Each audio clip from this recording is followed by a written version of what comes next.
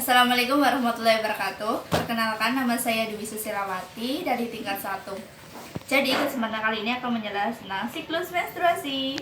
Sebelum penjelasan, yuk kita kenalan dulu apa sih itu menstruasi. Jadi menstruasi adalah peluruhan dinding rahim atau endometrium yang disertai dengan pendarahan, dan itu terjadi setiap bulannya.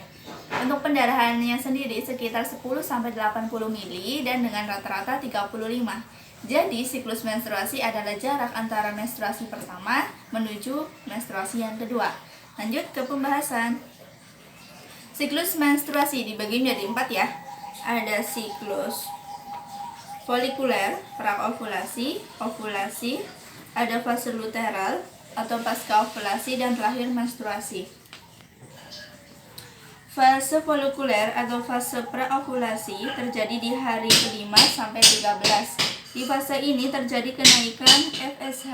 Apa itu FSH? Adalah hormon follicle stimulating, yaitu hormon yang menstimulasi pertumbuhan dan pematangan folikel-folikel yang terdiri dari folikel primer, sekunder, sampai yang paling matang, the graft.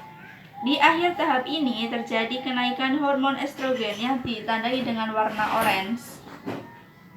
Tahap berikutnya adalah ovulasi. Ovulasi terjadi di hari ke-14. Ovulasi adalah pelepasan oosit sekunder dari folikel the graft. Di tahap ini, karena fase sebelumnya estrogennya naik, mempengaruhi FSH menjadi turun dan LH menjadi naik.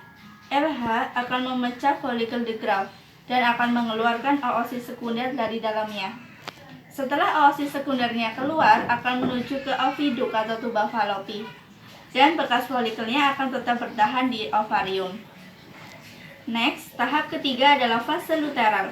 Fase pasca ovulasi ini dipengaruhi oleh hormon sebelumnya yang LH, luteining hormonnya naik, mengakibatkan progesteron ikut naik.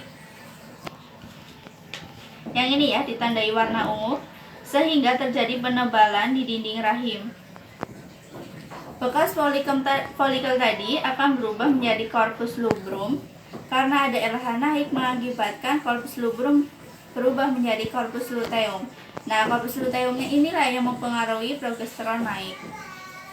Kenapa terjadi penebalan di fase ini? Karena ketika terjadi fertilisasi akan menjadi sigot, dan sigotnya akan menempel di dinding-dinding rahim ini. Dan apabila sebaliknya ya, tidak terjadi fertilisasi, yang dalam artian sel telurnya tidak dibuahi sama sperma, maka akan terjadi menstruasi. Kenapa bisa terjadi? Karena corpus luteum akan berubah menjadi corpus albicans.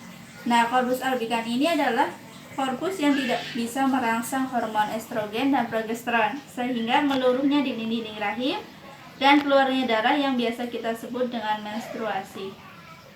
Terima kasih. Wassalamualaikum warahmatullahi wabarakatuh.